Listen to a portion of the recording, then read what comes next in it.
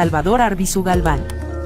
Doctor en Derecho, maestro en Administración Pública Estatal y Municipal, especialista en Derecho Constitucional y Amparo, así como licenciado en Derecho por la Universidad Autónoma de Querétaro.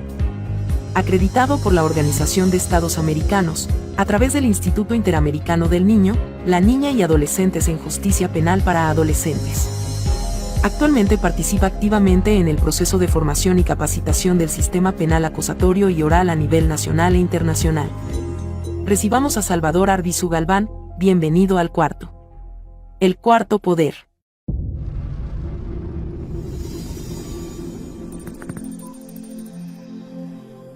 Estudiar la normativa interna y, Carlos, te tengo que decir, es un trabajo verdaderamente impecable, alabado ya por inclusive ese grupo de expertos de ese postdoctorado, que es a nivel internacional. Tenemos amigos de Argentina, de Costa Rica, de España, es decir, lo hemos revisado y creo que es de encomio. Entonces, yo sí voy a profundizar un poquito en las cuestiones técnicas que me gustaría conocer tu punto de vista. Lo que quisiera platicarles aquí a nuestro auditorio es que el nombre o el título de tu dirección se llama Director de la Autoridad de Ejecución de Medidas del Sistema Integral de Justicia Penal para Adolescentes en el Estado de Querétaro. Lo primero que me llama la atención es el nombre. Tiene un nuevo vocabulario a nivel internacional. Ya no hablamos de las penas, ya no hablamos del delincuente, ya no hablamos de la cárcel. Me llama la atención mucho cuando se menciona ejecución de medidas. ¿A qué se refiere, estimado doctor, cuando estamos hablando de la ejecución de medidas? Bien, una pregunta muy importante porque en el sistema garantista que México recoge en la reforma del 2005, de diciembre del 2005, abandona el modelo tutelar. Recordemos que en el modelo tutelar el ser humano era un objeto de protección, lo tomaba el Estado y en opinión del Estado, ¿sí?, decidía qué pasaba con esta persona. Es decir, si iba a un modelo de protección, dígase lo que hoy conocemos como el desarrollo integral de la familia, o en su caso lo internaba en un centro, ¿verdad?, de internamiento, pero el Estado era todo. Investigaba, administraba justicia, lo defendía, pero además ejecutaba lo que consideraba que había cometido ese niño, ¿no? Y en aquel momento se le denominaba menor de edad, se le llamaba menor infractor, porque era un concepto que en teoría, en esa perspectiva del modelo, el modelo tutelar, ese ser humano, esta persona no cometía delitos. No cometía hechos calificados por la ley como delito, cometía infracciones porque se decía que eran inimputables. Incluso nuestro Código Penal de esa época decía que era inimputable una persona menor de edad de los 18 años. Esto es, era un modelo completamente diferente. Luego, cuando se adopta el modelo garantista, es decir, se toma al ser humano, a una persona en formación de los 12 hasta antes de los 18 años, el ser humano tiene derechos. Y al tener derechos, entonces abandona la perspectiva de objeto de protección para tomarlo como sujeto de derechos. Y al ser un sujeto de derechos, pues, entonces viene un primer nivel de atención que es la Convención sobre los Derechos del Niño. Ya desde antes estaba reflexionando sobre este tema, las reglas de Beijing, las directrices de Riad, evidentemente las reglas de La Habana, las reglas de Bangkok, todo este gran sistema internacional que se ve permeado en la Convención sobre los Derechos del Niño, que ya de suyo es del hard law, es derecho duro, es derecho vinculante para el Estado mexicano. Nos tardamos más o menos 15 años en cumplir con la norma internacional. Es decir, nosotros adoptamos en nuestro marco jurídico interno ese convencionalismo internacional que está alrededor, esa convención que sería en los 89 y México la ratifica en 90. Exactamente.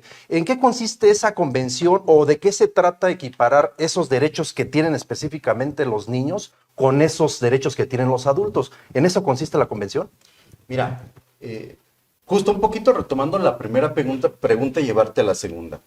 Si era una persona que tenía una perspectiva de derechos, entonces todo el sistema de garantías judiciales debían de respetarse.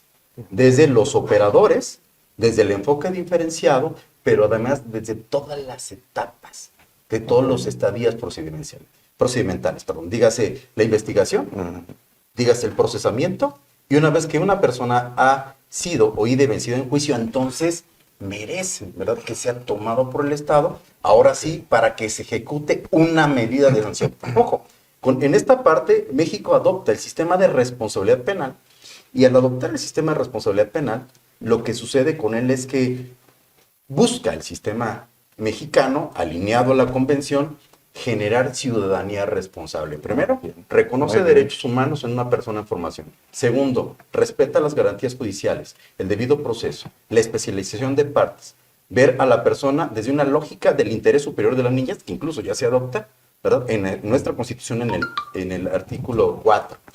Además de que la perspectiva de las medidas diferente al sistema de adultos es que el enfoque va a ser socioeducativo. Ah, perfecto. Y entonces, desde esa lógica, lo que reacciona, el sistema de responsabilidad penal funciona. Considera al ser humano de que es capaz, de que es sujeto de tomar decisiones y que esas decisiones pueden afectar derechos de terceros o a la sociedad.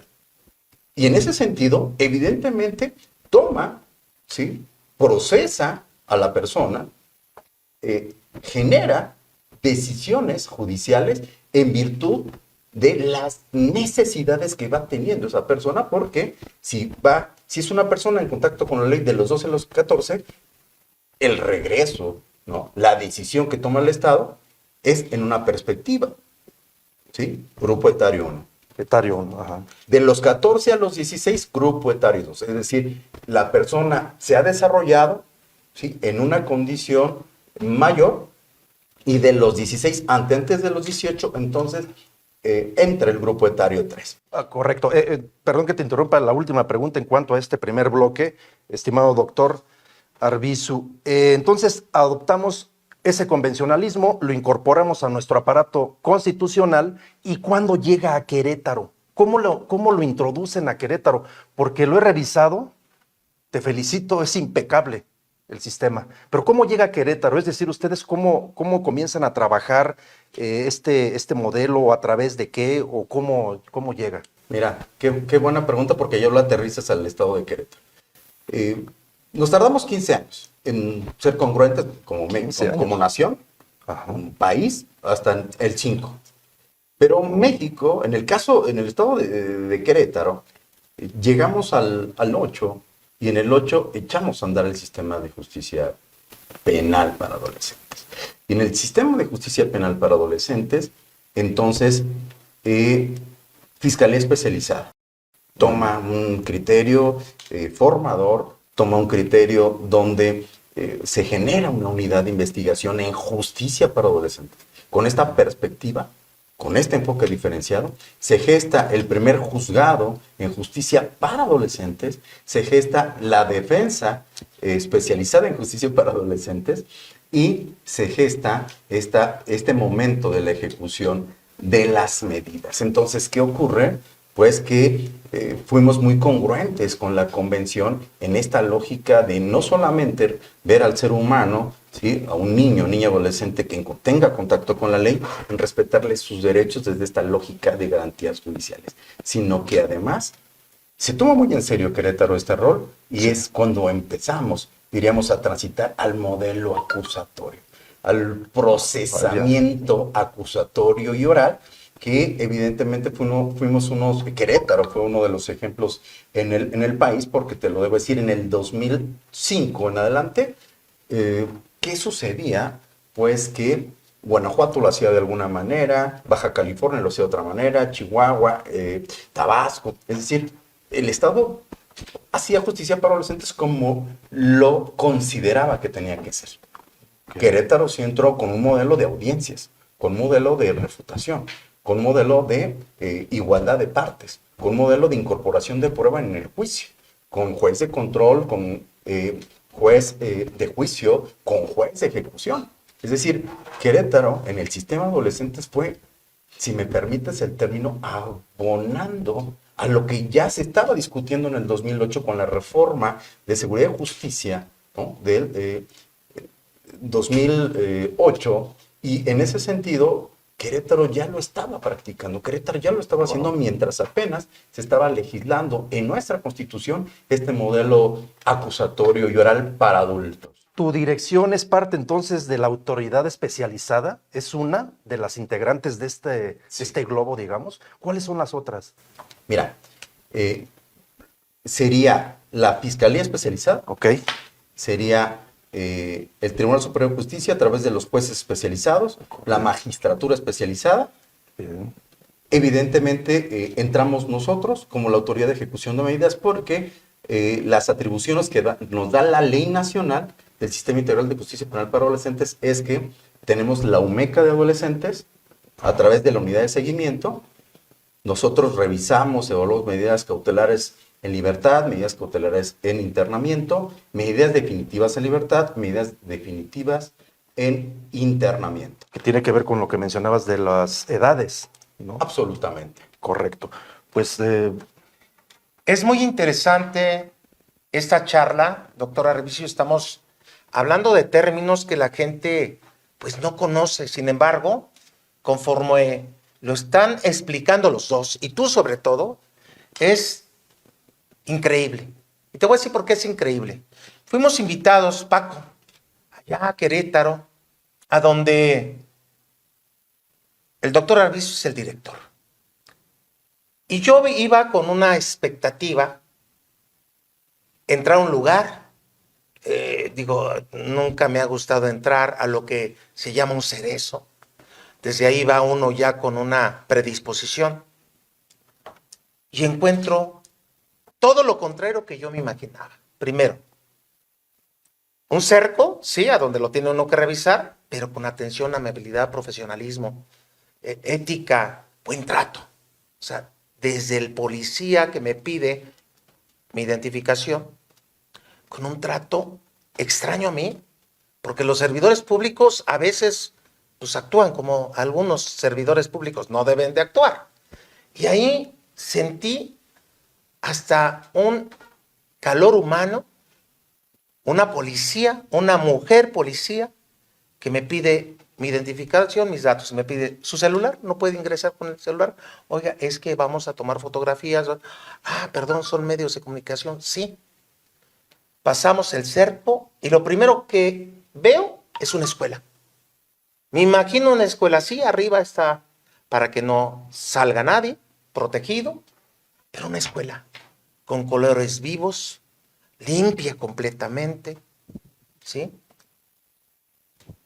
Personas con una atención, vuelvo a decirlo, que no conozco, no vestidos de policías, vestidos de gente civil, con un X uniforme, que se identifica que son gente que trabaja ahí, con una atención increíble. Yo dije, estoy llegando a una escuela, un hotel, ¿a dónde estoy llegando? Alcanzo a ver a jóvenes que están ahí, que permanecen ahí, con una actitud diferente, que los ves y se les nota pasividad. Un trabajo increíble, que yo me traje una impresión donde dije, oh, increíble que en Querétaro estemos haciendo esto. Y digo estemos porque todo el mundo criticamos y pocos hacen. Has hecho un gran trabajo. Tú, tu equipo, todo un gran trabajo. Me vine charlando con el equipo de gente de comunicación y todos coincidíamos. Nos llevamos otra impresión. Paco Aceves, que es un periodista de talla nacional e internacional, 30 años en él, también te llevaste una impresión, ¿o no, Paco? Sí, tremenda, tremenda, porque nos damos cuenta que la procuración del menor en estos centros es completamente diferente a como lo hemos venido nosotros entendiendo de toda la vida. ¿Por qué? Porque traemos un estigma ya de cómo son estos centros de ayuda, que antes les llamábamos tutelares de menores, ¿no? Todo eso ha cambiado a lo largo de estos, ¿qué serán? 9 años, desde que se promulgó en 2014, precisamente, recuérdame un poquito, la ley general. De niña, niña y adolescente. Entonces, nos damos cuenta que en 9 años nos ha cambiado absolutamente todo el chip, inclusive hasta de cómo dirigirnos a ellos, cómo llamarlos, ¿no? Ya no podemos utilizar algunas palabras que estábamos de manera muy cotidiana a utilizar cuando nos referíamos a una persona recluida, y ahora nos damos cuenta que son otros conceptos porque procuran al menor de una forma formidable, pero también hay algo que todavía hay que disasociar, ¿no? Como que los adultos somos el ejemplo de los menores y más bien hay que darle otro enfoque al desarrollo del menor para poderlo escuchar y poderlo corregir, ¿no? O no sé si sea la palabra correcta, pero ayudarlo a encaminarse a que no cometa actos de ningún tipo que atenten en contra de su libertad, ¿no? Que es prácticamente como lo percibimos en el centro. Sí, Paco, mira, en primer término, pues agradecerles además porque este espacio visualiza lo que celebramos en el mundo el próximo domingo, el 30 de abril, Día del Niño, la Niña y Adolescente. Y en este gran evento que ustedes nos acompañaron de arranque, ¿por qué los medios de comunicación tienen que estar al lado del sistema? Porque tenemos que comunicar en positivo a toda la sociedad. Primero, que justo hemos abandonado este sistema tutelarista, hemos migrado a un sistema de derechos, y en esta lógica de derechos, entonces, el niño, la niña y adolescente ya tiene en su esfera jurídica una serie de elementos que lo protegen, no solamente en nuestro país, sino desde la lógica universal. Y entonces son dos principios los que van protegiendo a ese ser humano: el interés superior de las niñas y la protección integral. Y tan solo con estos dos principios, diríamos, son los pilares del sistema de justicia universal y que México ha retomado y están ahí insertos en el artículo 18 constitucional. Entonces, ¿qué fue lo que ustedes vieron? Que Querétaro está siendo congruente con estos dos principios. El interés superior, pues, se hablaba de él, de hecho, se habla por ahí desde el 13 o el 14, ¿sí? Desde el Comité de los Derechos del Niño, pero nadie le entendía de qué se trataba esto, porque pues todavía, ¿no? Hablar de un niño, pues es cómo, ¿no? Va a opinar, cómo va a participar, ¿no? Hoy por hoy, que ustedes han visto todo lo que ha sucedido, ¿no? En el mundo y desde luego en nuestro estado, cómo se le ha dado una participación importante. Los programas de niños en el gobierno, ¿no? La administración del señor gobernador Mauricio Curi González, lo que estamos haciendo nosotros, ¿no? Desde darle este enfoque, porque, ojo, el sistema de responsabilidad penal respeta derechos, pero también entiende que este ser humano, ¿verdad?, tiene un nivel de atención prioritario por el propio Estado y que el Estado debe de tomar acciones afirmativas en su favor para irrogar toda en su esfera de derechos en el sentido de cómo tenemos que hacer las cosas con él. Ejemplo, es una persona que tiene contacto con la ley, pero por alguna razón nunca fue a la escuela.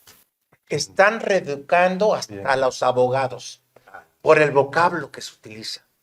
Yo he escuchado abogados dirigirse, voy al reclusorio de menores. Ya no es un reclusorio de menores. Hoy están reeducando a los abogados y está reeducando con el vocablo a la sociedad. Ya no es un delincuente, es un infractor. Bueno, ya ni siquiera... Ni siquiera infractor. ¿Ahora cómo se llama? Mira. Ya a veces no sabemos ni cómo dirigirnos. Era lo que le decía, era infractor en el sistema tutelarista. En el caso del modelo garantista de responsabilidad penal, es una persona que está en contacto con la ley, ojo, que hasta que es vencido en un procedimiento en igualdad de condiciones por su acusador, y que esa destrucción de la presunción de inocencia se vuelca en una cosa juzgada, hasta ese momento es una persona, ¿verdad?, sentenciada, ¿sí? Pero lo que se le va a imponer a esta persona es una medida. No, no. Lo que decíamos al principio. Es una medida sancionable, por supuesto. Es una sanción que tomó el Estado, ¿sí? Respecto de él, pero ojo, esa sanción es socioeducativa. Es decir, tienes que formarte en determinados temas, ¿no? En salud física, en salud psicológica, en educación, ¿sí? En todo lo que, por alguna razón, esta persona en formación no tuvo acceso a la escuela, no tuvo acceso a servicios básicos y que por algún tema, ¿verdad?, de la vida de las personas tuvo contacto con el Estado, por supuesto, reacciona, lo toma, se ocupa, ¿ok? Respeta sus garantías procesales, sus garantías judiciales, el derecho de defensa, un juicio justo, ¿no?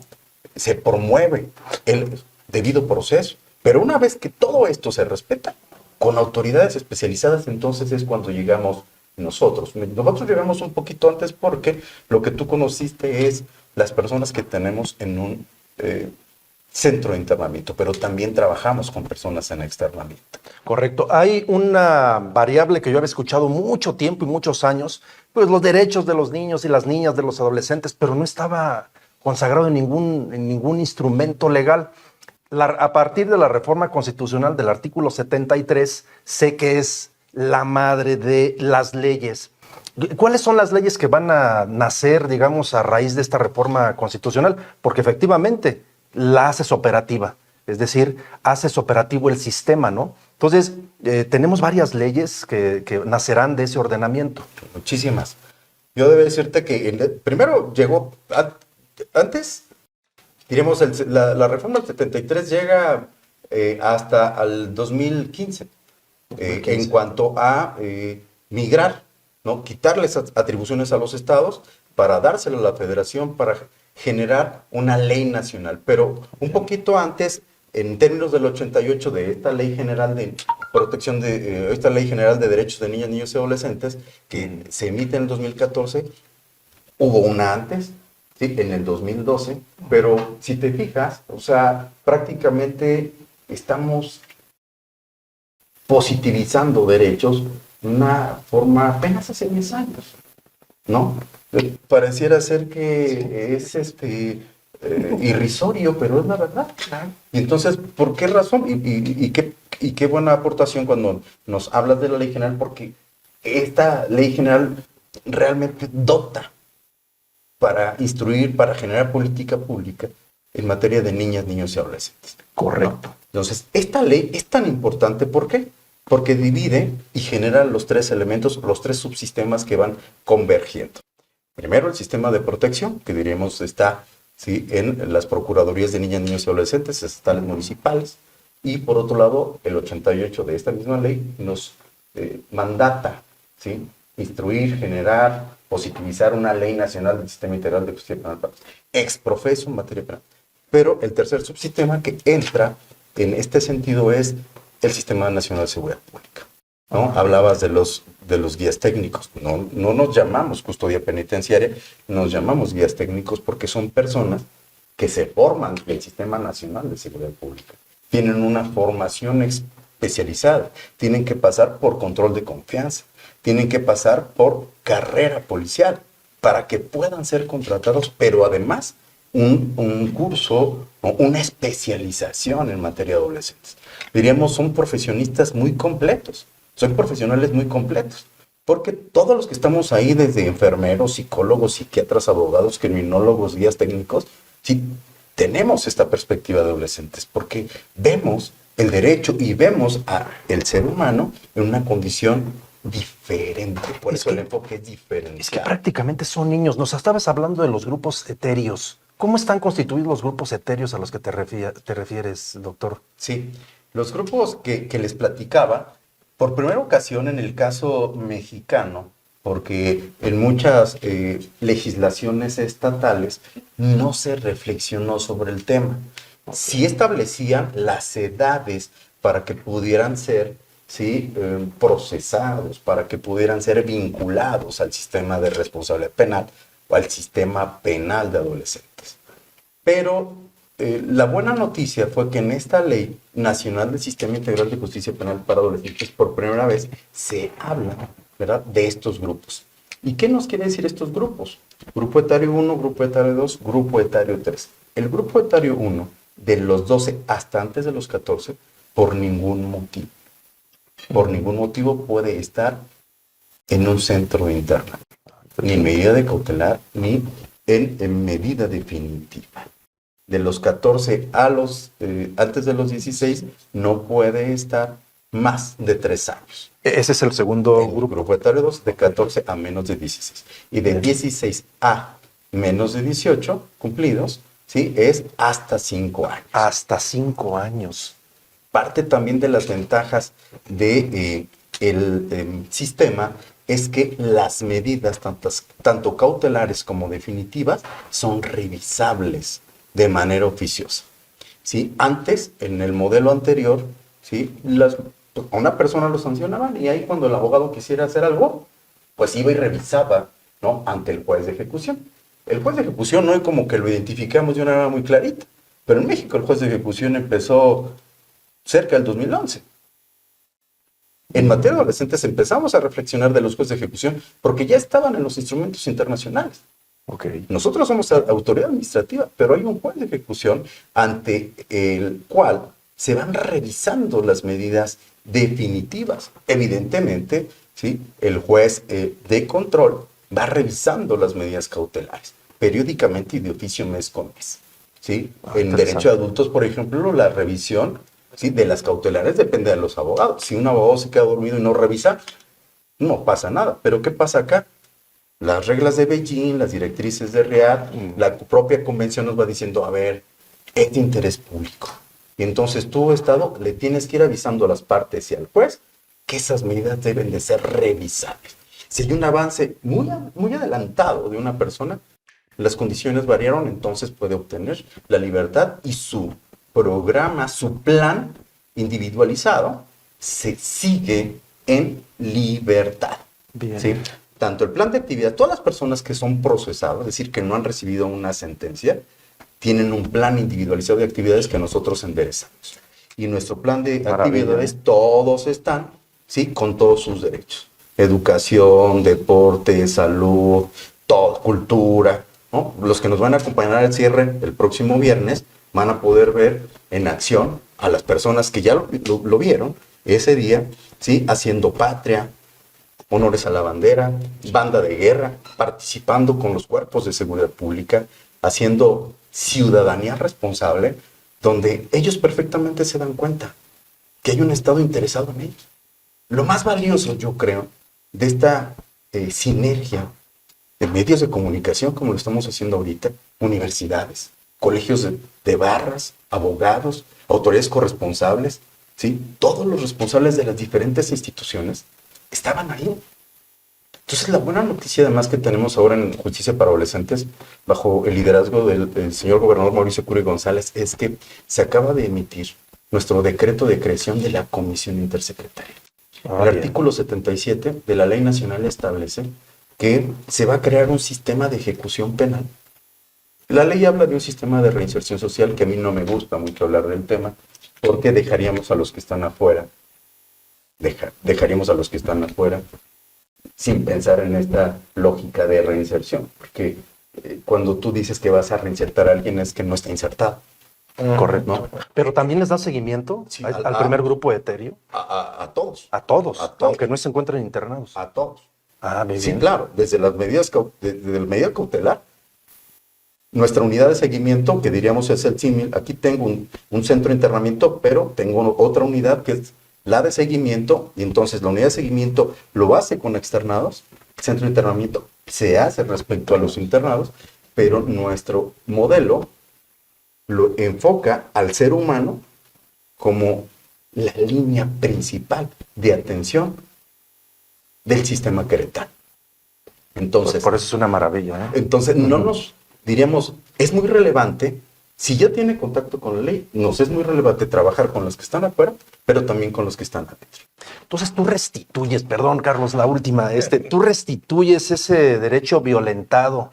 ¿Cómo le haces para restituir esos derechos violentados por parte de los adolescentes, de los niños, ¿en dónde aterriza o cómo enderezas? Mira, es una pregunta bien importante porque cuando hablamos de restitución es que se los quitaron y que en un momento alguien se los tiene que regresar, ¿no? Correcto. Eso es palabras más, palabras menos, eso es restituir. Regresarle algo que era de él, que le pertenecía. En el sistema de responsabilidad penal, como sucede en adultos, como que sucede en adolescentes, dentro de toda la lógica de derechos que tenemos como personas, como seres humanos, el procesamiento penal te pone una pausa en uno de tus derechos. ¿Para qué? Porque tienes determinadas categorías, determinados principios. Uno de ellos es el de inocencia. Pero la cautelar, la medida cautelar, que se debata en audiencia en igualdad de partes, fiscales, defensor, asesor jurídico, ante un juez imparcial, independiente, es si una persona debe seguir su proceso en libertad o en internamiento, tanto en adultos como en adolescentes. Entonces, supongamos que el juez decide que una persona debe de estar en internamiento preventivo. La primera pregunta que nos deberíamos hacer es, ¿eso lo hace culpable? No. ¿Qué se pone en pausa, pero que lo toma el Estado? Restringe, afecta su libertad y se lo da al Estado. ¿A quién? A los sistemas de reinserción social, en el caso de adultos, ¿no? A los egresos, como lo conocen las personas. Y en el caso de adolescentes, llega a un centro de internamiento que tenemos nosotros, una autoridad de ejecución de medidas. Pero lo único, ¿verdad?, que está restringido es su libertad. Todos los demás derechos se giran. Interesantísimo. O sea, tiene derecho a estudiar, Todo. tiene derecho a la cultura, Todo. al arte, a lo que necesite. Todo. Sí, me explico. Sí, cómo no, La claro. condición de ser humano no lo pierdes. Bien, Sí, bien. Nunca se pierde. Entonces, cuando hablamos de restituciones, ¿qué haces con él? O sea, ya lo tomó el Estado, ya está en un centro interno. Entonces, ¿qué haces? Todo lo que ustedes vieron el 10 de abril. Educación, cultura, deporte. Estuvieron, toda esta semana lo anunciamos, ¿no? Ya vamos por la última. ¿Quién ha estado? Estuvieron los gallos blancos, estuvieron los gallos negros, estuvieron los coyotes, hizo deporte adaptado. Estuvo Iridia Salazar, la maestra del Inderec, Wow. hablando de la conferencia, de liderazgo, de todo lo que implica, ¿no? Estuvieron, pues, luchadores, ¿no? Luchadores diciendo cómo todo es disciplina. Si queremos llegar a las metas, entonces todo el enfoque es perfectamente formativo. Estuvo la Secretaría del Trabajo, estuvo la Secretaría de la Cultura, estuvo la Universidad Autónoma de Querétaro, estuvo la Universidad de Anáhuac. ¿Sí me entiendes?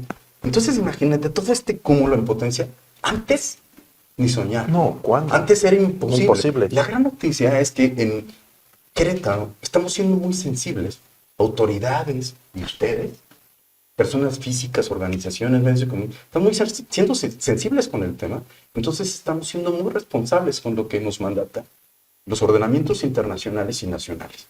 Porque estamos reflexionando y estamos viendo, y ustedes lo van a ver el próximo viernes, que vean cómo nuestros adolescentes se desarrollan en positivo haciendo teatro. Y ustedes lo van a ver. Entre otras de muchas de miles de acciones que se están dando, ¿no? Qué maravilla. Hablábamos de las personas que regresan a las universidades, ¿no? Que te pedimos ahí incluso el apoyo para ir acercando los servicios de educación, el derecho de educación. Entonces, ¿qué es lo que pasa? Pues que en ese plan de actividades construimos de una manera inmediata los derechos que de ninguna manera ha perdido. Te vuelvo a decir, doctor Arvizu, quienes teníamos una idea, como todos los ciudadanos pueden tener esa idea con la que yo llegué, salí con una idea diferente.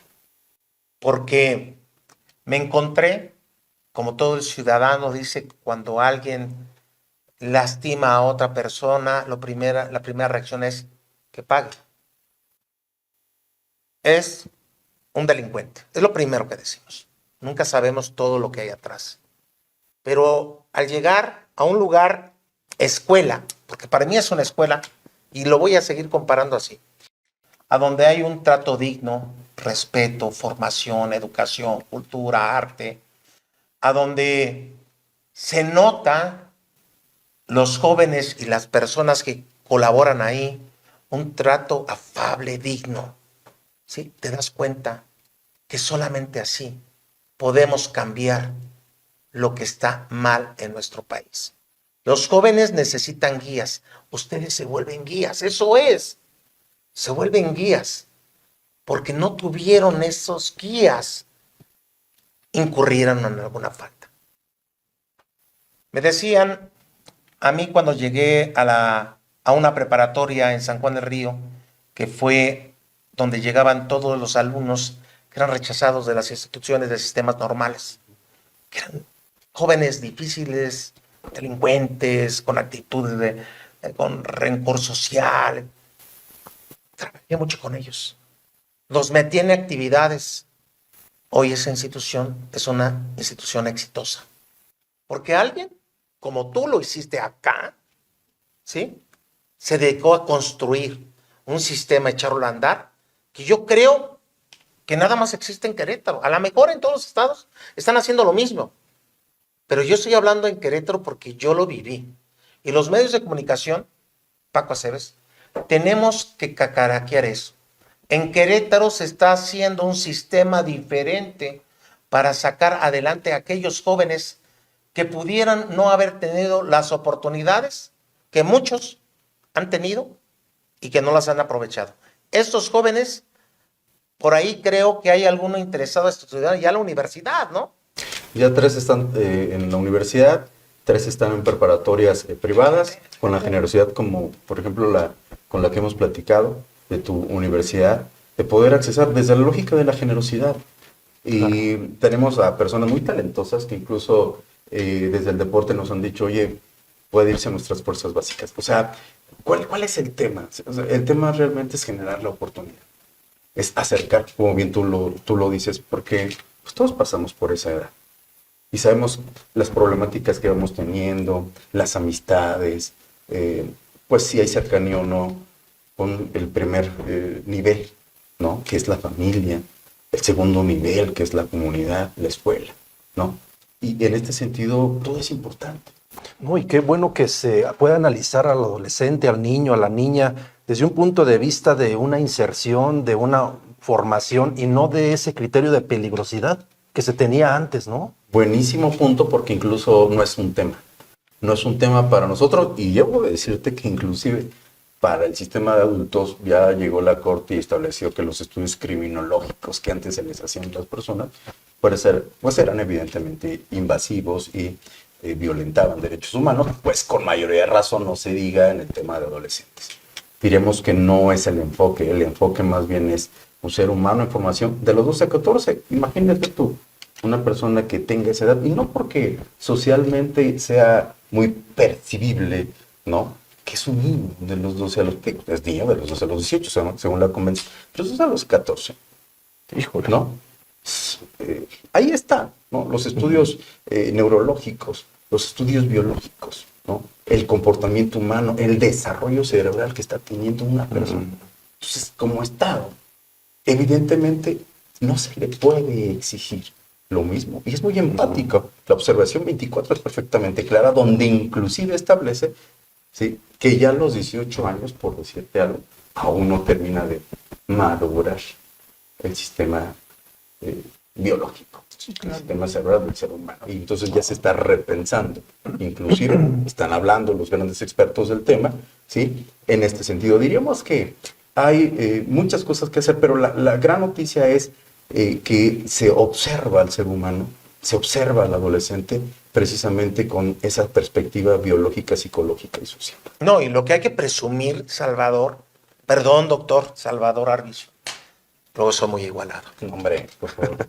Lo que hay que presumir y cacaraquear es que en un mes tan importante, mes de abril, que todo mundo hablamos del Día del Niño, que todo mundo fuimos niños, que todo mundo tuvimos algún problema, algún resentimiento en el transcurso de nuestra infancia, de nuestra vida, ¿sí? Hay oportunidades. Y ustedes están logrando esas oportunidades en seres humanos que han sido lastimados y rechazados socialmente. Es posiblemente gran culpa de la sociedad, de lo que vivimos. Pero alguien está haciendo algo. El trabajo que está haciendo el doctor Salvador Arvizu, mi amigo, es increíble y no Nuestro- es un guayabazo. nuestro amigo, ¿eh? Bueno, digo, mi amigo, me apodero en ese momento, porque todas las preguntas te las hizo aquí. Perdón. Doctor Esaú, ¿verdad? Es aplaudible, pues no sé, no encuentro la palabra para decirte que estoy impresionado con esa visita que hice y si podemos, con todo gusto, iremos a este cierre porque también tenemos actividad, porque por ahí tenemos Sí, claro, claro. una ponencia con la Asociación Regional de Periodistas y Comunicadores el mismo día. Vamos a ver cómo nos organizamos. Bien. Pero tenemos que apoyar iniciativas como la de ustedes, que nos dan un cambio de mentalidad a la ciudadanía y los medios de comunicación somos parte fundamental para informar lo que se está haciendo bien en Querétaro. Sí, mira, en Querétaro hay una gran voluntad política, hay una gran voluntad de los actores, hay una gran participación ciudadana, hay una gran participación de universidades, de grupos, ¿no? Con esta lógica, muy empáticos con este tema. Pero también se tiene que decir que pues Querétaro ha sido reconocido, ustedes pues, lo han identificado, seguramente han ido hasta los congresos de Cosmos. Querétaro es el líder en el país en materia de justicia penal, desde Cosmos, y que se habla, ¿no?, de las grandes calificaciones que se dan por organismos nacionales e internacionales, y que de la justicia para adolescentes ha hecho su tarea, tiene 15 años de vigencia en Querétaro. La justicia para adolescentes tiene una mesa, una subcomisión en Cosmos, y que trabajamos con esta lógica sistémica, ¿no? Seguramente vieron ahí desde Fiscalía, el Poder Judicial, ¿no? El sistema de protección, CIPINA estatal, ¿no?, la Defensoría de los Derechos Humanos, nosotros, es decir, el gran sistema de justicia, pero también de autoridades corresponsables, está girando, está pensando como un centro de atención al ser humano, a la persona. Y eso es una noticia importante porque parte de lo que decías tú de los medios de comunicación y de la criminalización en los medios, ¿no?, de las personas o de los contextos legales o normativos o de materia penal, tiene que ver con uno de los principios, por ejemplo, que habla la Convención sobre los Derechos del Niño, y uno de ellos es precisamente la no discriminación. Y es un derecho que está ahí, ¿verdad?, que debe ser respetado, y que desde la lógica de esta perspectiva, si generamos esa visión o esa perspectiva sesgada, ¿no?, criminalizante, Claro. ¿no?, y no lo vemos en su justa dimensión con este enfoque de derechos, pues realmente estaríamos perdidos. Hoy a nosotros nos interesa hablar del tema, hablarlo de frente, pero además que todas las instituciones y la propia sociedad vean cómo estamos trabajando con nuestros adolescentes en este contexto, en este momento, en esta etapa o en esta condición de la legalidad, pero también desde la lógica de los derechos humanos. Correcto. Entonces, Y en ese tema, la prevención, ¿cómo te ayuda? O sea, porque ya nos dimos cuenta qué es lo que existe, qué es lo que ya tenemos y de qué forma lo vamos a encaminar, lo vamos a ayudar cuando esté ahí, cuando llegue a ese punto, cuando el Estado entre, trabaje y decida privar de la libertad. Pero el tema de prevención, ¿cómo lo vas a manejar tú? Tú lo reinsertas, ¿y qué sigue después? ¿Qué inyectas? Qué buena pregunta, porque en sí mismo, Paco, en sí mismo, la justicia para adolescentes es prevenir. ¿Por qué? Si realmente generamos una política pública en niñez y adolescencia, en esta línea, ¿verdad?, te ocupas de la adolescencia, en este momento vas a tener menos incidencia en otro momento de la vida de las personas. Si nos ocupamos en este nivel de atención del Estado, en esta responsabilidad que tiene el Estado, ¿sí?, de personas en formación, en contacto con la ley, trabajas en positivo con ellos, naturalmente en lugar, ¿verdad?, de desviarse a la izquierda, vas a saber que es la ruta correcta porque la ventana de oportunidades está abierta. Instituciones académicas, la cultura, el deporte, el arte, el trabajo, la empleabilidad, la capacitación para el trabajo, todas las oportunidades precisamente porque la razón de ser, una de las razones principales que se tiene es vulnerabilidad personal, familiar, económica, pobreza, marginación. La razón. Si sacamos las igualdades, en parte de la intervención que tuvimos el 10 de abril decíamos eso. Si tal vez emparejamos el piso, ¿no? En esa disparidad Claro. en el cual caminamos en Por la vida, supuesto. la igualamos y en ese sentido caminamos, incluso le damos un escalón, otro escalón y otro escalón, entonces hay una ruta, hay un horizonte adecuado para saber a dónde vamos a dirigirnos como sociedad, pero también qué es lo que tenemos que hacer. Entonces hablabas de la prevención, porque la propia ley nacional establece eso. Dice, a ver, muy bien, pero ahora vamos a identificar, ver estas razones, observarlas y atenderlas. ¿Qué pasa? Nuestro modelo es la persona, evidentemente la familia y el entorno, dígase la comunidad. Entonces, trabajamos en estos tres temas, ¿no? Persona y familia. Todo el acompañamiento es mañana, por ejemplo, va a ir, en esta sinergia van las familias. Hacer una convivencia en todos los sentidos, ¿no? Para que vean también qué ha sucedido con el desarrollo de sus hijos. Tú te tocó visitarnos el 15 de septiembre. Vimos cómo hicimos una representación virtual, ¿no? Del Día de la Independencia. Y viste ese momento importante que desde la historia, ¿no? Desde ir identificando lo que va pasando, ¿sí? Como país, pero cómo es que además, ¿no? Podemos ir trabajando con ellos, entonces vamos generando un momento importante. Es un sistema que ha evolucionado, ha permitido que la sociedad queretana haya evolucionado. Veo marcos jurídicos muy sólidos, muy concretos. Me llama la atención, mencionaste ahorita que hay reglas complementarias, hablaste de reglas, criterios. ¿Para qué nos sirven esas reglas complementarias o los criterios, directrices de red? Sí, parte de todo el bloque, del bloque internacional de derechos humanos en favor de niñas, niños y adolescentes, están los criterios orientadores, reglas de Beijing, directrices de Riad, las reglas de Bangkok, las reglas de La Habana, todos ellos, al no ser vinculantes, pero son directrices, son lineamientos que los estados vamos tomando para ir a integrarlos en positivo. ¿Cuál es la gran noticia? Mientras la convención los arropó en el 37 y en el 40, ¿sí? Todos estos instrumentos no vinculantes del soft law no lo llevamos y están en nuestra ley nacional de sistema integral. Entonces, la buena noticia del caso mexicano es que esos elementos orientadores que ya estaban ahí, discutidos desde la ONU, la ley nacional en México los tomó. Pero ustedes bien saben que aunque tengamos una ley hermosa, pues si no le echamos ganas en ponerle vigencia en acciones afirmativas, pues no tendría sentido, ¿no? Exacto. Entonces, sí, la buena noticia es que los positiviza la Ley Nacional del Sistema Integral de Justicia Penal para Adolescentes, pero también es que pues Querétaro ha sido muy empático en ese sentido de trazar líneas, rutas de trabajo para hacerlo efectivo, hacerlo posible. Doctor Arvizu, voy a hacer mi último comentario. Estoy tan emocionado con esto que yo vi, con esta entrevista, que quiero contribuir. Y de la forma en que puedo contribuir es invitándote, primero, a que nos des más información.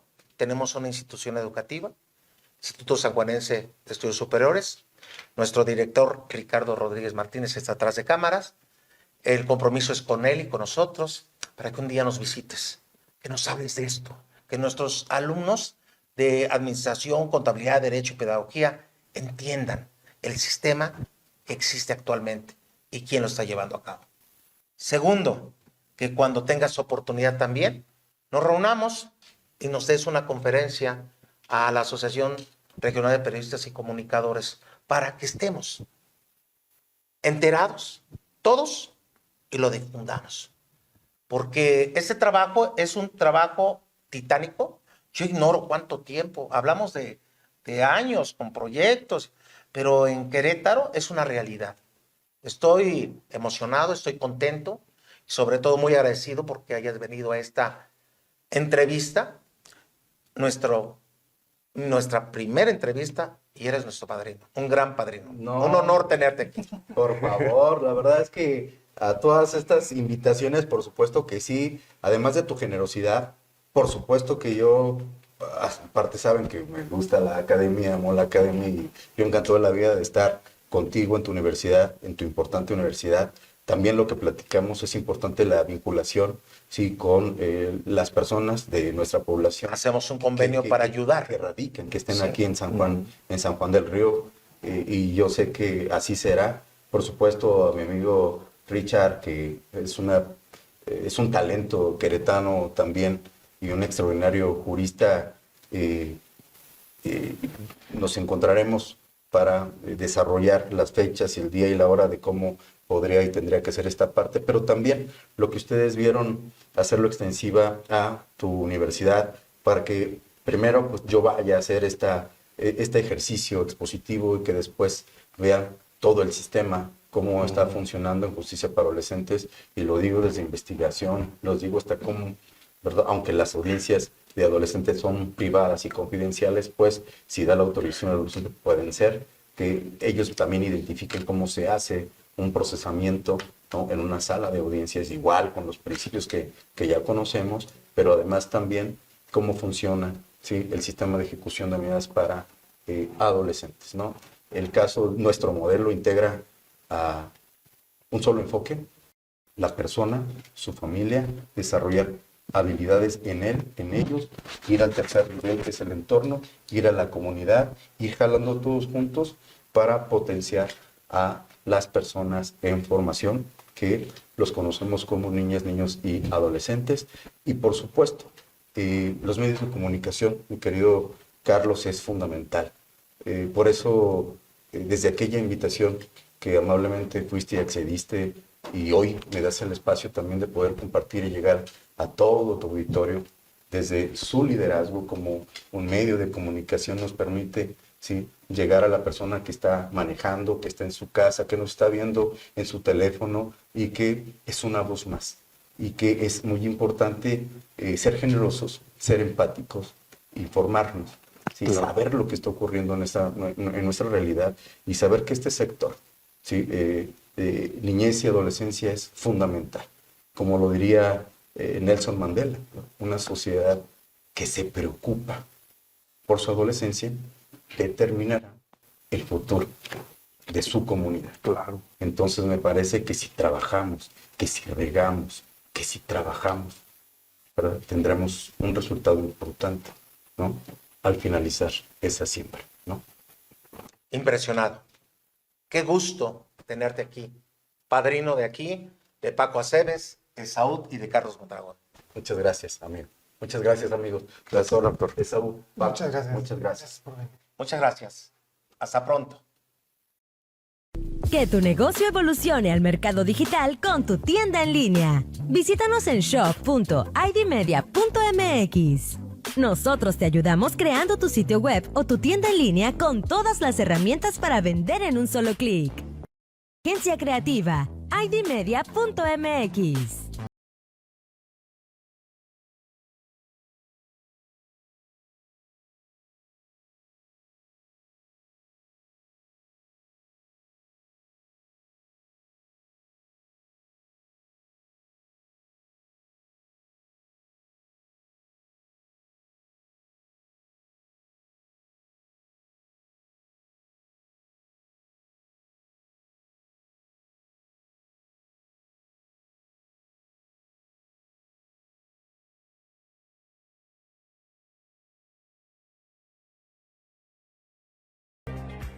Él es Juan, es un emprendedor y hombre de negocios. Él quiere vender su producto o servicio. Ella es Clara, es un cliente. Ella quiere comprar un producto o servicio. Pero Juan y Clara no pueden encontrarse. Juan pierde dinero, Clara pierde tiempo. Sus problemas estarían resueltos si usaran sus redes sociales. ¿Necesitas ayuda? En ID Media te decimos cómo. Contáctanos y platícanos para saber cómo ayudarte. Así Clara encuentra el producto o servicio de Juan. Juan recibe el dinero de Clara. Simplemente genial. Ser emprendedor no es un juego de niños.